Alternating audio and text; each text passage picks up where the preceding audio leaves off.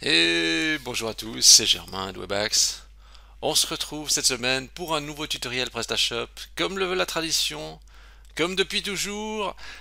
Et d'ailleurs, c'est le dernier tutoriel avant les vacances, donc j'espère que vous allez avoir des vacances. En tout cas, si c'est pas prévu et que vous pensez avoir potentiellement un petit peu de temps, prenez des vacances, reposez-vous, c'est important. On a toujours l'impression que tout est fatidique au jour près, mais non. Prenez un petit peu de temps pour vous, c'est important. Si vous pouvez, essayez de vous arranger vraiment. J'ai l'impression que je dis ça chaque année, mais c'est vrai, c'est vraiment important. Il faut aussi se reposer. Ça fait partie, ça fait partie aussi des grands principes de la vie, hein. On peut travailler, mais il faut aussi se reposer. Voilà. Alors, maintenant, qu'est-ce qu'on va voir ensemble? euh, SEO vs SIA. Que choisir? Donc référencement naturel ou référencement payant, que choisir aujourd'hui? Euh, Déjà, une des stratégies qui est assez souvent recommandée, c'est ne pas mettre tous les œufs dans le même panier. Tout simplement, pas faire en sorte que les clients viennent tous du même canal. Si vous avez tous les clients qui viennent du payant, puis que le canal payant tombe, vous n'avez plus de clients. Inversement, par le référencement naturel, si le référencement naturel tombe et que vous avez tous vos clients qui viennent de là, et ben vous n'avez plus de clients. Alors, ça, c'est le truc que tout le monde dit, mais des fois en pratique, c'est un petit peu plus compliqué. Euh, et parce que des fois, hein, quand on a un canal qui marche bien, on est très tenté de l'étendre, l'étendre, l'étendre. Et puis après, d'un coup, il peut monter, monter, monter, d'un coup, pour faire une cassure et plus de vente. La publicité payante, c'est très bien. Parce que c'est vrai qu'on devient numéro un instantanément. Donc ça, pour ça, c'est vraiment top. Un nouveau site qui arrive maintenant sur le marché, boum, il ouvre les vannes de la publicité et hop, potentiellement des clients qui arrivent. Mais ça continue de coûter de l'argent. Ça, c'est quand même l'inconvénient. Et il faut être rentable. Parce que ça vraiment, ça dépend des business. Moi, je vois bien avec des clients, j'applique les mêmes méthodes. Et ben, certains, ça marche mieux que d'autres. Euh, Pourquoi? Parce que ben ils ont des articles qui sont plus chers, ou ils ont des articles plus rares, et d'autres c'est des articles moins chers avec moins de marge. Et j'applique les mêmes procédures, mais le contexte est tellement différent que les mêmes applications ne donnent pas les mêmes résultats.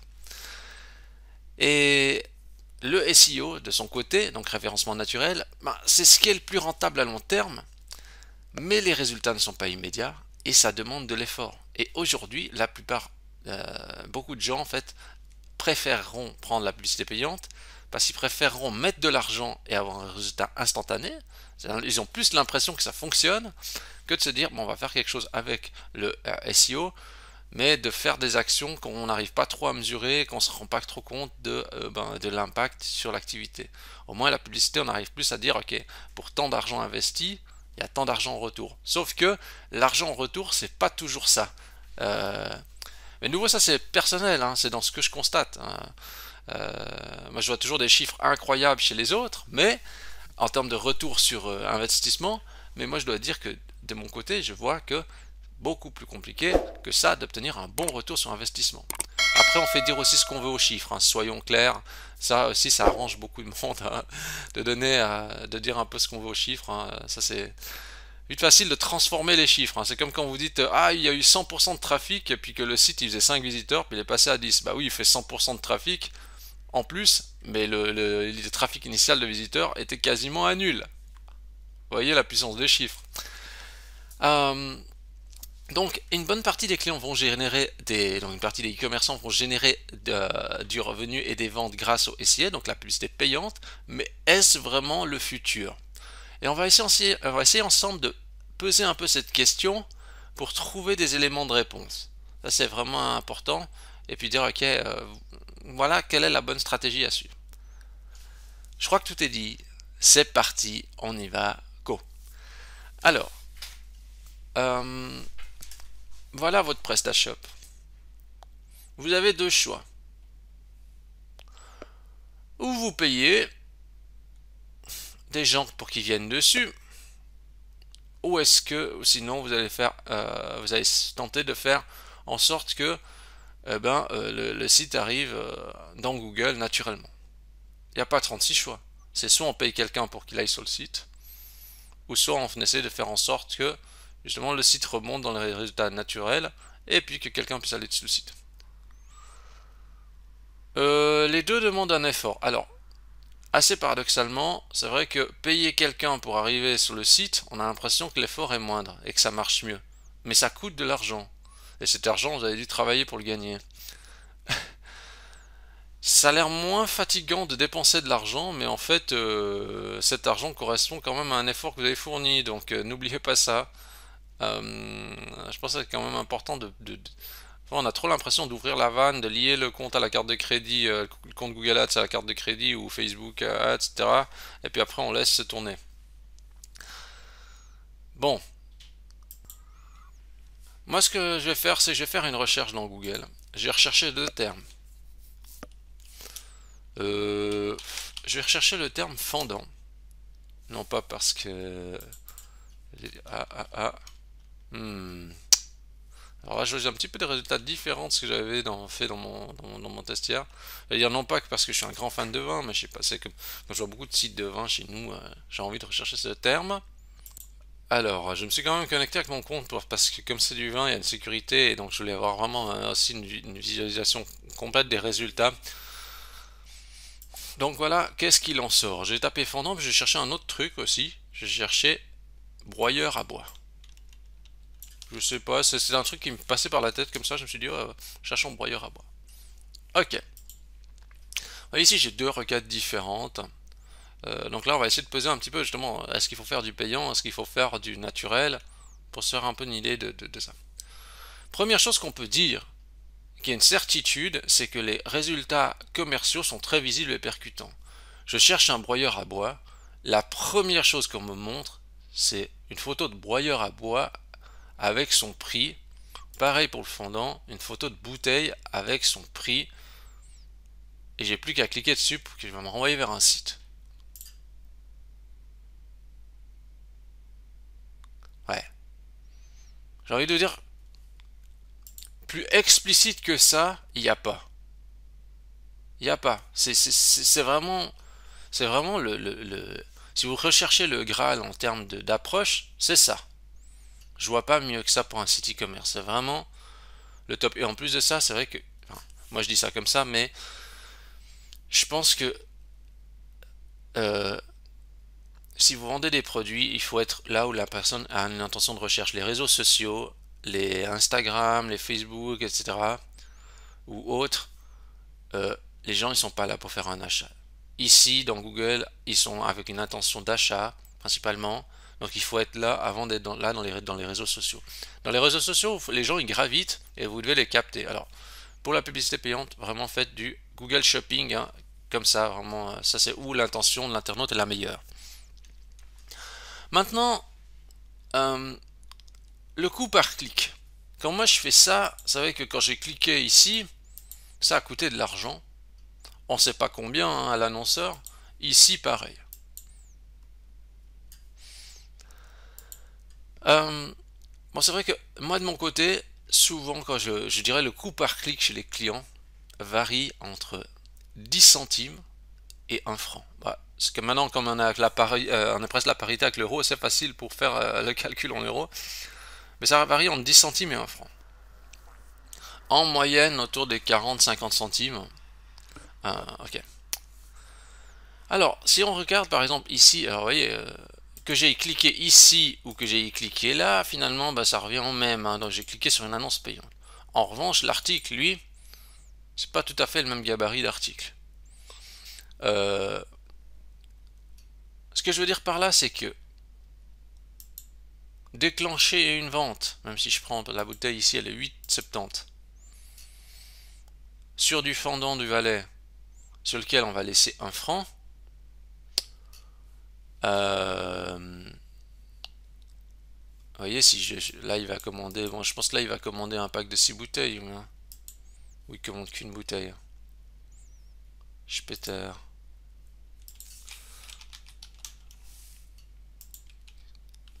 Bon, je vais pas aller plus loin, mais en gros, ce que je veux dire là, c'est qu'en fait, vous voyez que la proportion du coût publicitaire, elle n'est pas le même en fonction du produit que vous vendez, quoi. C'est assez facile à comprendre. C'est logique, hein. Et donc les secteurs ne sont pas égaux. Et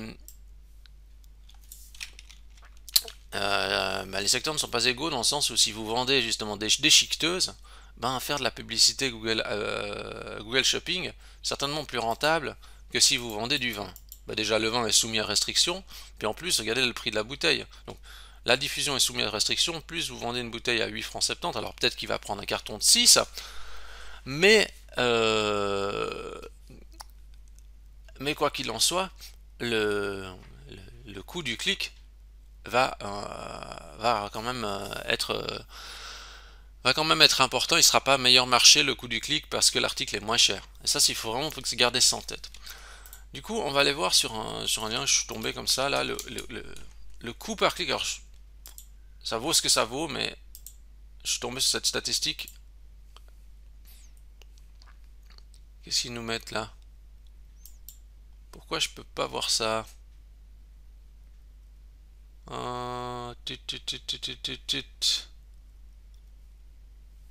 J'arrive pas à aller voir cette statistique. Est-ce que je vais les mettre en mode navigation privée? Est-ce que je pourrais aller voir? Allô? Ah, est-ce que c'est parce que j'ai déjà été voir ça par hier? Allez, je suis retombé sur une autre page. Alors, voyez, j'ai cherché un peu le coût par clic. Ça, c'est juste pour une idée. Donc, le coût par clic, on voit en fait de ce que donnent les infos, c'est que nous, c'est un indicateur, mais on voit en tout cas que, allez, autour des 30 centimes, on a des trucs jusqu'à très élevé, hein, même voire plus, hein. Le coût du clic peut être bien plus élevé encore sur des comme des rachats de crédit. Moi, c'est pas ma branche, hein, mais euh, de ce que j'ai pu entendre sur différents podcasts, etc., c'est qu'au niveau des rachats de crédit, etc., le coût du clic peut être vraiment élevé. Mais on voit en tout cas que, on va dire, ça peut aller de dizaines de centimes à plusieurs francs le clic. Et on voit les assurances, ça coûte assez cher le clic, il y a une grande concurrence. C'est assez incroyable, hein. Ça veut dire que les assurances ont vraiment des moyens et ils se donnent, enfin, ils ont vraiment envie de capter un max de clients, hein. Il y a une concurrence incroyable là-dessus. Ok, mais on voit en tout cas qu'on peut dire c'est pas 5 centimes le clic, quoi. On voit que c'est bien plus cher que ça. On voit qu'en moyenne, il faut quand même débourser un peu de l'argent. On voit qu'on n'est pas tellement proche du 10 centimes le clic, par exemple. Alors, on a plus tendance à s'approcher de 50 centimes le clic, voire du franc, plutôt que voilà, une poignée de centimes. Bon, on va regarder une autre statistique. Je vais fermer ça. Bon, je laisse là. Toujours pour la publicité payante. Ici, cette statistique intéressante. Ouais, alors le coût par clic, on a vu, à nouveau, c'est très très variable, hein. Mais il y a un truc que j'avais bien aimé ici. Alors, le taux de conversion. euh, Ici, le taux de conversion. Alors, les taux de conversion, j'ai l'impression qu'ils sont énormes. Alors, le taux de conversion en soi, j'ai envie de dire, c'est pas forcément le plus important. Le plus important, c'est d'être rentable. Et le taux de conversion, lui, il n'est pas toujours. Un taux de conversion ne signifie pas forcément que vous êtes rentable. Donc, alors, ça va un peu à l'encontre de ce que disent beaucoup de gens, mais le taux de conversion, c'est pas forcément le chiffre que je regarde le plus. Je vous explique, parce que des fois, en fait, des clients ont fait des publicités vraiment pas chères, et en fait, le client est très rentable, mais le taux de conversion, peut-être il est à même pas à 1%. Parce que vous voyez, ici, on voit des 9%, je vois que des. Mais des fois, on a un taux de conversion inférieur à 1%, voire inférieur, mais le client, il est très rentable. Euh, Parce qu'on diffuse de la publicité pour vraiment pas cher et il arrive à faire les ventes. Donc ça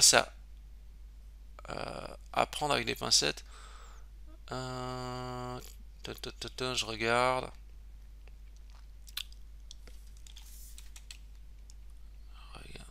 Juste voir un laps sur un lien de 2016, juste prendre un autre lien. C'est le même genre de lien.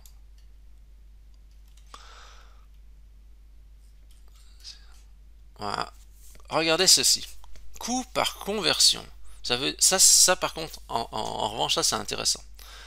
C'est combien ça a coûté pour faire une vente.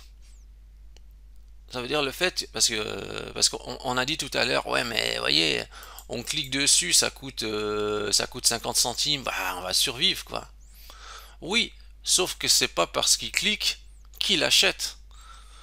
Donc ça veut dire qu'il faudra peut-être 20 ou 30 ou plus, hein, ou 40 personnes qui vont cliquer dessus euh, euh, avant qu'il y en ait un qui achète. Parce que vous voyez, si votre taux de conversion, je dirais, si votre taux de conversion il est de 1%, ça veut dire qu'il faut qu'il y ait 100 personnes qui cliquent pour qu'il y en ait un qui achète. Et si on va dire votre clic il était, je sais pas, de 50 centimes, ça veut dire que sur 100 personnes qui vont cliquer, ça vous a coûté déjà 50 francs. Ça veut dire que ça vous a coûté 50 francs de publicité et là vous arrivez à faire une vente. Et si vous faites 50 francs de publicité puis vous faites une vente, ça veut dire que vous vendez un carton de, je sais pas, de 6 bouteilles, 6 x 8, 48, on a j'arrondis, hein, 6 x 8, 48, eh ben ça veut dire que ça vous a coûté, non, je vais vous faire le calcul juste. On sort la calculette comme un vrai prof de maths. Un vrai prof de maths ferait ça de tête. Et alors, donc 8 x 6, ça fait 52. Donc ça veut dire que la publicité vous aurait coûté déjà 50 francs pour faire une conversion et vous avez vendu un carton de 6 à 52 francs. Ah, plus les frais de port, ok. Ça veut dire qu'en fait, vous avez fait une vente, mais vous n'avez rien gagné, quoi. Et donc c'est intéressant parce que ça revient ici à ce que je voyais. Vous voyez, le coût par conversion, ça veut dire qu'une vente, si on regarde ici les chiffres, nouveau ça va prendre avec des pincettes, c'est que ça peut coûter entre 26 et 100 $. Et ça quand même c'est assez vrai. Ça veut dire que moi je vois bien chez les clients, si on regarde le coût par conversion, eh bien ça par contre c'est une valeur intéressante, eh bien c'est vite élevé. Donc ça veut dire que imaginez je sais pas, vous vendez des bijoux, des trucs, des articles pas très chers, votre panier moyen il est 50 francs, bah la première vente en fait, que si vous regardez le coût par conversion, hein, bah, c'est facile, hein, vous regardez le budget que vous avez dépensé pour vos publicités divisé par le nombre de ventes que vous avez effectuées, vous obtenez votre coût par conversion. Donc je sais pas si ça vous a coûté 1000 francs et puis que vous avez fait 10 ventes, bah, votre coût par conversion c'est de 100 francs. Voilà. Et ça par contre, alors bah, du coup ce qui se passe c'est que quand vous faites une vente, bah, du coup maintenant il y a une règle qui dit ben, à la première vente vous n'êtes pas forcément rentable. Enfin une règle qui dit. Je vois de plus en plus ce scénario se produire. Ça veut dire que la première vente vous la faites dans le vide. Typiquement, bah, par exemple ici bah, vous feriez votre première vente dans le vide. Et puis bah voilà, vous faites votre première vente dans le vide et après comment être rentable? Ben, il faudrait convaincre le client d'acheter une deuxième fois, je sais pas, en faisant une promotion, en le relançant ou en lui envoyant un newsletter, etc. Et au deuxième achat, vous serez rentable parce que vous n'avez pas besoin de racheter le client, vous l'avez déjà, on va dire, vous avez déjà son mail, il a déjà commandé une fois chez vous, etc. Mais vous voyez le travail et la complexité? Donc ce que je veux dire par là, c'est que là, ici en l'occurrence, on n'est pas forcément rentable, mais ici si je prends l'autre cas du broyeur à bois, alors lui par contre, et je le vois bien chez les clients qui ont des articles chers, lui, à la limite, même si on dépense, je sais pas, imaginons qu'ils ont, je sais pas, 30 ou 40% de marge, bah, même si on dépense, même si on dépense, on prend la tranche haute, hein, on va dépenser 100 francs, le coût d'acquisition, pour un nouveau client, il est de 100 francs, on est tout à fait largement rentable. Et en fait, c'est pas parce qu'on a mieux géré le cas, c'est juste que l'article en question, la vente, ces articles plus chers, bah, de lesquels on a plus de marge de manœuvre publicitaire. Ça, c'est lié au marché. Mais moi, ce que j'essaye de faire, en principe, j'essaye de faire en sorte que le coût publicitaire, alors ça c'est mon idéal, c'est pas toujours possible, mais représente 10% du produit. Ça veut dire qu'ici, j'essaie vraiment d'arriver à 10%, ou d'être en dessous, hein. Et ça veut dire qu'ici, en gros, ben, il faudrait pas que pour un produit à 1165 francs, il faudrait que le coût publicitaire il doit pas être plus élevé que 116 francs c'est-à-dire qu'avec 116 francs je dois réussir à faire une vente. Ici, donc ça veut dire que même scénario, ça veut dire qu'ici en fait je devrais réussir à faire une je vais juste rectifier ce que j'ai dit en fait, parce que en fait ce que je veux dire par là c'est qu'en fait ici mon c'est-à-dire que mon coût d'acquisition hein, pour le client, ça devrait être justement de 116 francs maximum.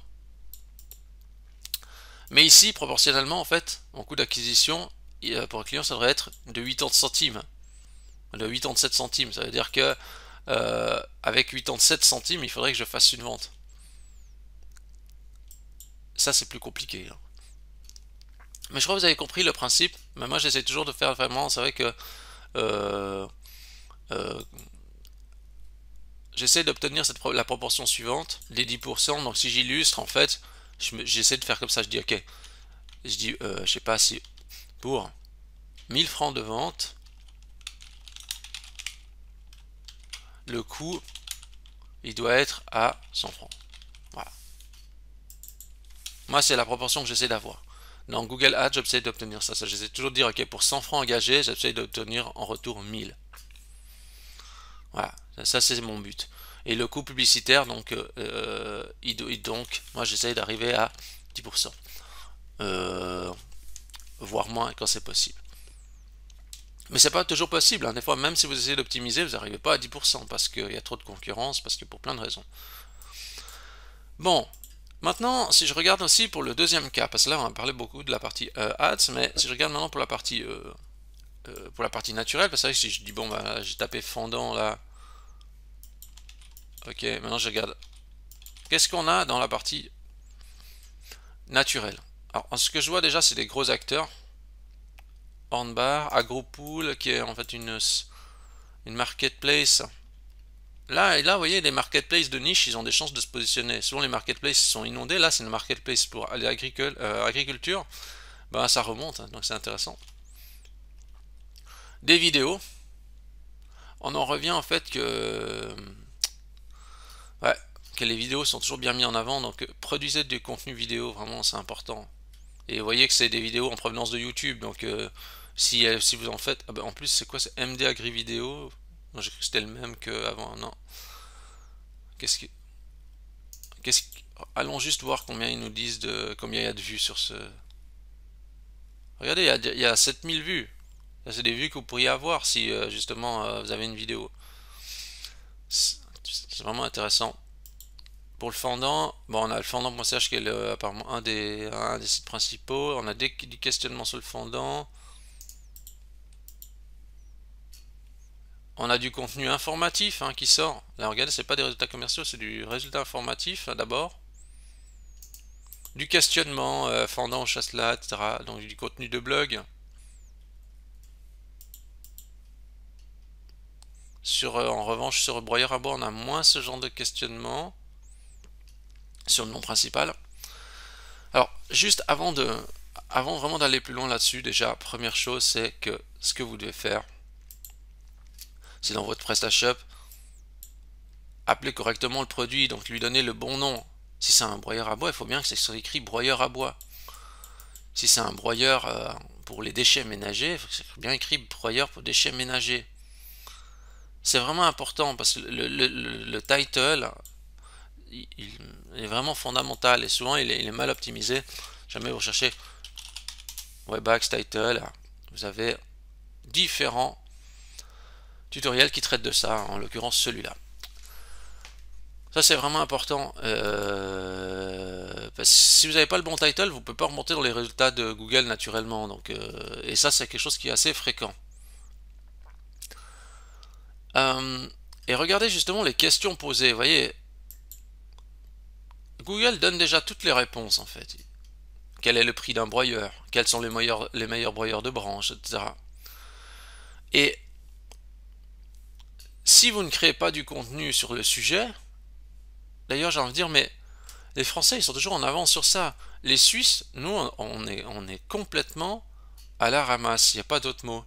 Je vois jamais des pages suisses arriver dans les résultats. Les Suisses, ils font pas ça, ils font pas des comparatifs, etc.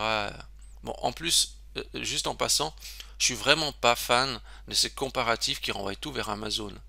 Ça, je vois un truc de truc de Amazon, je me dis ça, c'est un truc à commissionnement. Je quitte ce truc, quoi. Avec photo fake. Non, vous allez me dire, mais je suis horrible. Non, mais je peux pas avoir confiance dans ce genre de page. Et j'espère, non, j'espère rien, mais j'allais dire, ce genre de contenu, je pense qu'il sera amené à disparaître parce que c'est du contenu. Pourquoi ils ont fait cette page? Est-ce que vraiment ça a du sens ou c'est juste pour ramasser de la com? Regardez voir dans le lien qui est généré là. Ça, c'est un truc d'affiliation, quoi. Bien possible. Code égale ugly. Ah, moi, je suis pas fan de ces trucs, hein. Je vais juste regarder. Alors, qu'est-ce qu'ils nous disent sur les questionnements?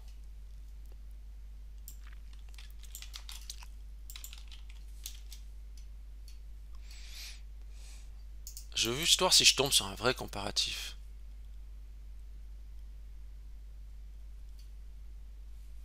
Ah, mais là, c'est nouveau de la marketplace. Je suis pas fan de ça parce que je me dis toujours que c'est biaisé. Vous allez croire que je suis paranoïaque, mais.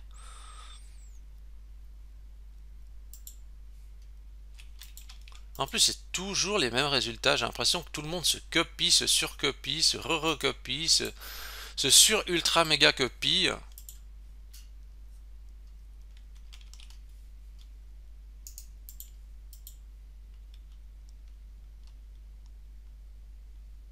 Broyeur VGT.info. Vers quoi ils vont renvoyer là? Alors, si jamais, pour information, dans la vie, il n'y a plus qu'Amazon et ses discounts. Le reste n'existe plus. C'est plus que ça qui existe. Mais ah bah oui, Amazon n'existe plus. Ça c'est vraiment le genre de site qui doit être produit juste pour capter du trafic, mais aucune réelle conviction de vraiment d'aider le client, quoi. Ça c'est mon avis. Mais quoi qu'il en soit, ces sites répondent à du questionnement et ils se positionnent. Mais je pense que vous pouvez faire mieux que ça, avec un vrai contenu qui teste vraiment le produit et qui donne une vraie expertise là-dessus. Parce que là, j'ai vraiment l'impression que c'est de l'expertise fake, hein. Euh, et donc, ce que vous voudriez faire, c'est justement, entre autres, répondre à ces questionnements. Donc, vous voyez, ici, on a toutes sortes de questionnements sur les mots-clés, etc., sur le fond de la page. Là aussi, on a plein d'idées, hein, de suggestions et de questionnements, là. Ça, c'est des questions qui sont demandées. Donc, du coup,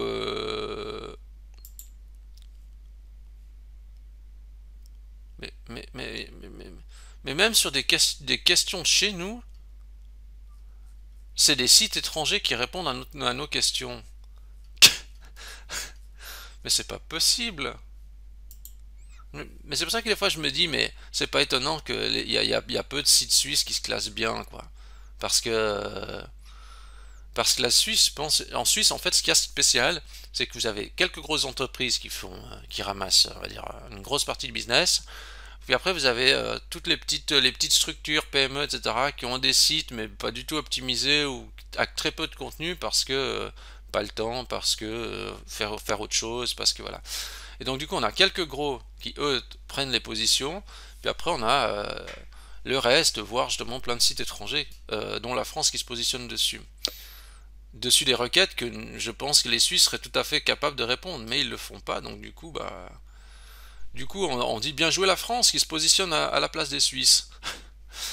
Et donc, moi, ce que j'ai envie de vous dire, c'est peut-être qu'au niveau du budget, si j'en reviens au budget, alors je vais reprendre mon doc. Voilà une stratégie qui peut être faite, c'est de dire bon, les deux canaux peuvent être potentiellement intéressants. Donc en fait, ce que vous pourriez faire, c'est de dire ok, si j'ai, je sais pas, je donne un exemple. Vous dépensez 500 francs de budget sur Ads. ou n'importe quel canal publicitaire, hein. Donc, je sais pas, sur Shopping, enfin, sur Insta, enfin, vous voulez. Un coût de, je sais pas, je dis 50 centimes le clic. Ce que vous pourriez faire éventuellement, c'est de faire ceci. Vous essayez de faire comme ceci, vous dites ok, je divise en deux, je fais comme ça, vous mettez 250, sur du ads, vous baissez le clic à 25 centimes, parce que des fois, une stratégie que j'aime bien faire, c'est je divise chaque fois par deux le coût du clic, jusqu'à quand c'est vraiment plus tenable.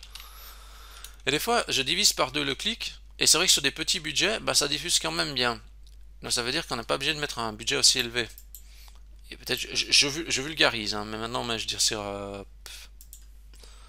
je sais pas, je dis par exemple, en fait, avec ça, ça fait... Ça fait l'équivalent de 1000 clics. Mais en prenant 250 francs et en mettant justement 25 centimes le clic, bah, ça fait aussi 1000 clics potentiels. Et c'est possible, hein. Peut-être que le type de client, il sera peut-être moins qualifié à 25 centimes, mais vous allez quand même faire 1000 clics. Et puis en fait, avec les 250 francs autres, bah, vous les mettez sur les SEO. Et là, en revanche, par contre, c'est vrai que c'est juste dire que ces 250 francs, ça peut être de l'investissement long terme. Et donc, ce que vous allez faire, c'est comme si je dis ici, par exemple, là, je sais pas, quels sont les vins blancs secs ou les meilleurs fendants du Valais.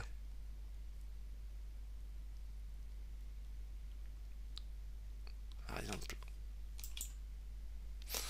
Voilà, je reprends, je fais une petite interruption. Alors, ouais, donc si je regarde les meilleurs fendants du Valais, par exemple, au nouveau, j'en avais déjà parlé une fois, mais je regardais un petit peu.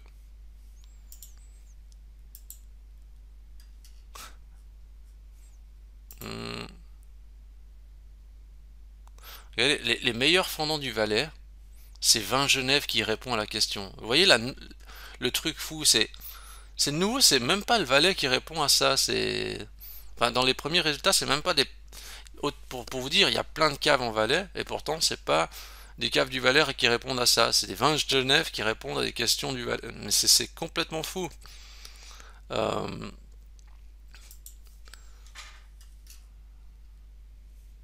Et ça c'est pas mal parce que je dis c'est le nouvellisme, mais ils donnent des réponses concrètes et ils font pas genre on donne des enfin des fausses réponses, des réponses déguisées de tous les vins du Valais sont bons, des genres j'allais dire des réponses de ni oui ni non. Ici on dit ok voici les vrais vins du Valais qui sont. Mais voyez là ce qui manquerait à faire c'est dire quels sont les meilleurs vins du Valais 2022. On va regarder. Est-ce qu'ils ont répondu à cette question? Pourtant, là il y a quelque chose, mais il n'y a rien sur les vins du Valais 2022. Ouais, tout est à faire. Et donc, avec ce budget que vous avez en plus, ben, vous allez sur, j'allais dire sur 5 euros, alors à nouveau sur 5 euros ou ailleurs. Ça veut pas dire que vous allez payer 5 euros la personne. Ça c'est le tarif de base, mais vous pouvez payer un peu plus. Payer un peu plus et vous aurez meilleur contenu. Mais si vous prenez sur même si vous payez 30 euros l'article, etc., puis qu'on vous fait quelque chose de bien, vous voyez, dans rédaction d'article, voilà, prenez quelqu'un qui lisez déjà le texte qu'il vous propose et payez un peu plus pour que le texte soit vraiment, on va dire, quand même de qualité. Et puis voilà, et puis vous posez après, vous prenez ce contenu, vous le transposez sur votre site, puis vous avez un point d'ancrage sur du questionnement, donc vous allez capter du trafic. Et en fait, le trafic que vous allez capter ne vous coûtera plus rien dans la suite. Donc essayez de répondre à des questions intelligentes et durables. Là, j'ai donné l'exemple pour 2022, là c'est peut-être, voilà, c'est peut-être des grosses requêtes de l'année, mais il y a plein de questions qui restent, on va dire, qui sont, on va dire, durables. Quels sont les types de broyeurs et pourquoi. Voilà. On sait qu'ils vont pas sortir un broyeur Tesla Oh, on va aller savoir. Donc, je crois qu'on a fait le tour. Donc, les deux sont complémentaires. Le référencement payant et le référencement naturel. Donc, si vous avez trop mis de budget sur un ou sur l'autre, essayez de scinder le budget en deux, l'équilibrer, pour répartir un petit peu la charge. Pas toujours facile à faire, mais la publicité payante, c'est vicieux, parce qu'on a tendance à toujours mettre de l'argent dessus, et dès qu'on coupe la vanne, il n'y a plus rien. Et bien sûr, regardez si vous êtes rentable. Des fois, on dit, oui, on a l'impression que ça marche, mais le problème, c'est qu'une impression. Donc, bien vérifier votre rentabilité sur le Ads. Voilà. Je crois que tout est dit. Sur ce, si vous avez quelques vacances, je vous dis déjà bonnes vacances, reposez-vous bien. Et si vous avez aimé cette vidéo, likez la vidéo. Vous pouvez vous abonner à la chaîne YouTube. Vous pouvez donner 5 étoiles à Webax dans Google, ça me fait toujours très plaisir. Vous cherchez Webax, W-E-B-A-X. Et sur ce, je vous dis bonne réflexion à tous et à la rentrée. Merci.